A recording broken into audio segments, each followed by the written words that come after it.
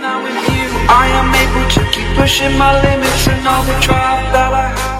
Hey see you bosku, assalamualaikum warahmatullahi wabarakatuh. Come back with me. Nah, di video kali ini kita bahas soal pesanan dari Mas Oni nih bos, soal pembuatan enzim buat peternakan kita lah ya. Nah, ini pesanan dari Mas Oni ini sebenarnya sudah agak lama bos, tapi baru bisa saya buatkan hari ini karena saya harus membuat sampel dan saya praktekkan dulu di kandang ternak saya. Apakah hasilnya bagus atau tidak ya, karena saya takut apa yang saya lakukan ini malah menjadi racun atau menjadi momok mematikan di kandang ternak kalian yang kalian sudah terlanjur meniru apa yang saya lakukan. Jadi di sini saya memerlukan apa ya? Nggak tahu. Uji coba dulu bos di kandang ternak saya dan hasilnya itu aman bos. Mungkin sebagian besar dari kalian sudah tahu soal kegunaan dan manfaat ya atau tujuan dari pemberian enzim ini untuk hewan unggas kita ya bos, khususnya itu untuk anakan unggas.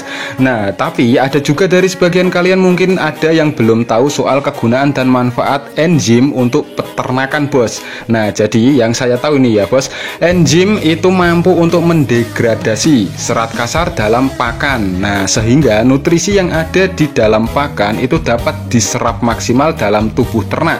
Kira-kira seperti itulah bos. Oke bosku, untuk bahan pembuatan enzim yang diperlukan adalah bahan utamanya itu adalah ikan segar bos ya. Tapi saya di sini menggunakan ikan mujair nila bos ya. Ini regane rodok larang bos, sombong sedikit ya.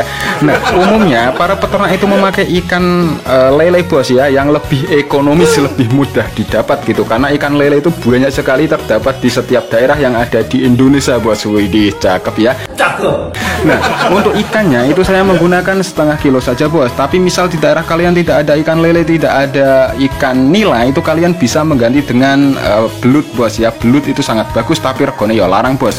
Untuk bahan yang kedua di sini kita harus menggunakan nanas bos ya. Nah, nanas matang bos, jangan nanas yang mentah. Kalau nanas mentah kan waktunya waktu kalian dulu pacaran. Kalian suka mencari nanas muda tuh bos. Aduh, buat apa itu? Ya enggak tahu. Nah, di sini untuk nanasnya itu cukup satu glundung atau satu buah saja bos, lalu kita cincang gitu ya, kita kerajang kecil-kecil lah bos. Nah, untuk bahan yang kedua ya, di sini harus menggunakan ya, sebenarnya harus menggunakan gula aren bos, tapi nggak tahu kenapa kok harus menggunakan gula aren, itu tidak dijelaskan oleh sebagian peternak kenapa gitu ya. Nah, tapi di sini saya mencoba untuk menggunakan ini apa ini namanya? Nggak tahu. Molase bos ya, karena di tempat saya itu tidak ada yang menjual gula aren bos, tapi kalau gula merah itu banyak ya. Nah, banyak sekali pengrajin gula merah di tempat saya, tapi harganya mahal bos, terus langka juga. Nah, jadi kita eman bos ya, karena langka. Kalau mahal nggak masalah, tapi karena langka itu jadi kita agak agak eman gitu bos ya, mending buat masak nanti tidak diamuk bojone gitu bos. Nah, terus saya ganti dengan molase bos ya, molase yang banyak tersedia di poultry shop bos. Tapi untuk yang kemarin itu saya membuat dengan gula Jawa bos atau gula merah, itu hasilnya juga sama dengan apa yang divideokan oleh peternak-peternak yang sudah lebih dulu membuat enzim ini untuk peternakan di rumahnya gitu bos. Nah, ini adalah konten yang agak menyalahi kodrat bos, karena para senior peternakan itu membuat dan menyarankan untuk membuat enzim itu menggunakan gula aren, tapi di sini saya ganti dengan gula merah atau gula Jawa dan saya ganti lagi dengan molase bos. Apakah bisa atau tidak gitu ya bos? Kita sembari bereksperimen gitu bos ya, jangan manut orang itu 100% bos ya, kita pilah-pilah saja. Misal di daerah kita adanya molase atau gula merah, ya udah kita pakai gula merah bos, nggak usah kita nuruti pakai gula aren, malah mumet dewe bos, karena di tempat kita itu memang benar-benar nggak ada gitu ya bos. Nah, untuk ini ya, semua bahan kita campur dalam satu wadah bos ya, dalam satu wadah. Nah, ini lebih unik lagi bos, karena apa? Karena di sini ya, para peternak senior itu menyarankan menggunakan toples yang gelas bos ya, toples gelas atau toples kaca gitulah. Nggak tahu kenapa harus menggunakan toples yang itu, apakah akan meledak, apakah akan glunyum, apakah akan mengerut atau gimana kalau menggunakan toples yang plastik. Tapi di sini ya, dari kemarin saya menggunakan toples plastik bos, itu hasilnya nggak popo, nggak ada apa-apa, nggak ada efeknya ya. Nah, kita bikin aja dengan wadah yang ada lah bos ya, jangan kita memaksakan. Kalau toples yang mending buat wadah kerupuk toh bos. Lah mas, lantas bagaimana dengan saya yang peternak pemula dan hewan ternak di kandang entok saya itu baru sedikit? Apakah saya harus membuat enzim dan menggunakan enzim untuk ransum pakan? Ya ndak tahu. Itu sebenarnya tidak harus bos ya. Kenapa? Karena setiap unggas itu sebenarnya sudah memiliki enzim alami yang ada di dalam tubuh hewan ternak itu sendiri bos. Maka pemberian enzim buat ternak entok khususnya bos, dan khususnya itu peternak pemula yang baru sedikit hewan ternaknya, itu nggak harus kita buat bos, nggak harus kita berikan, nggak nambahi mumet gitu bos ya. Apalagi kita sudah membuat E4 dan mengembangkan E4 atau membuat probiotik dan lain sebagainya bos, maka kita akan mumet sendiri bos ya, kakean jamu-jamuan gitu ya.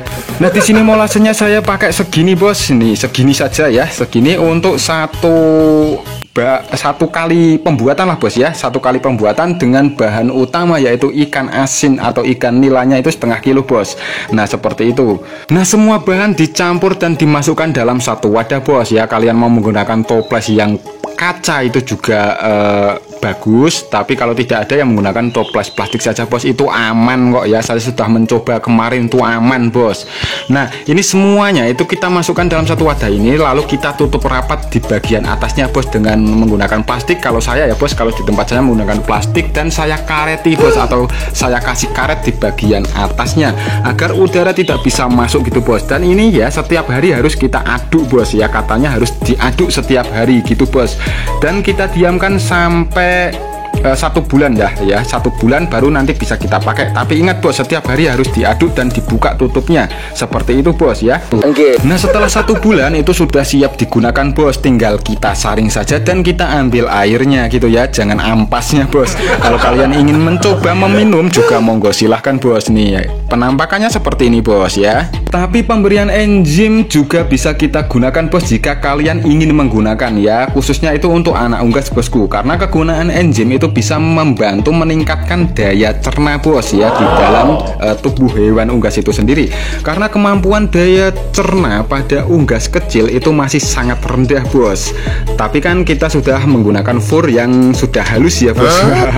Fur pabrikan itu kan sudah lembut, sudah halus ya, pasti daya cerna hewan ternak kita atau anak-anak unggas kita itu akan sudah mampu gitu bos. Nah jadi ya monggo maksudnya jika kalian ingin membuat enzim seperti ini. Tapi jika tidak itu ya nggak apa-apa bos ya. Kalau mau membuat itu hitung-hitung buat eksperimen saja bos, atau untuk pembelajaran buat kita semua gitu bosku, daripada penasaran gitu ya. Nah apakah benar tentang pernyataan anak unggas akan cepat besar jika diberikan tambahan enzim pada ransum pakan ataupun untuk air minum? Bagi saya pribadi enggak bos. Maksudnya enggak 100% anak unggas itu cepat besar dari enzim itu bos ya, maksudnya seperti itu. Nah kenapa? Karena anak unggas akan cepat besar atau lambat itu tergantung dari kualitas pakan bos yang kita berikan. Nah sedangkan pemberian vitamin-vitamin atau protein-protein tambahan itu hanya sebagai pelengkap saja bos, kalau menurut saya pribadi ini loh ya. Karena setahu saya untuk kualitas pakan pabrikan, kandungan protein dan lain-lainnya itu sudah disesuaikan dengan umur si unggas itu sendiri bos. Misalkan kita membeli pakan fur pabrikan yang mereknya starter lah, itu kan khusus untuk bayi-bayi tuh bos. Nah itu kan proteinnya sudah sangat gede, sudah sangat tinggi gitu bos. Nah ini dia bos ya, yang kemarin kita buat sudah jadi dan tinggal sedikit bos ya. Ini kalau efeknya di kandang ternak saya belum ada apa-apa bos ya, belum kelihatan gitulah ya, mungkin karena saya baru 3 minggu menggunakannya bos. Nah oke bosku, cukup sekian video dari saya, semoga bermanfaat ya. Saya akhiri, wassalamualaikum warahmatullahi wabarakatuh. Salam pejuang ternak, salam anti sambat.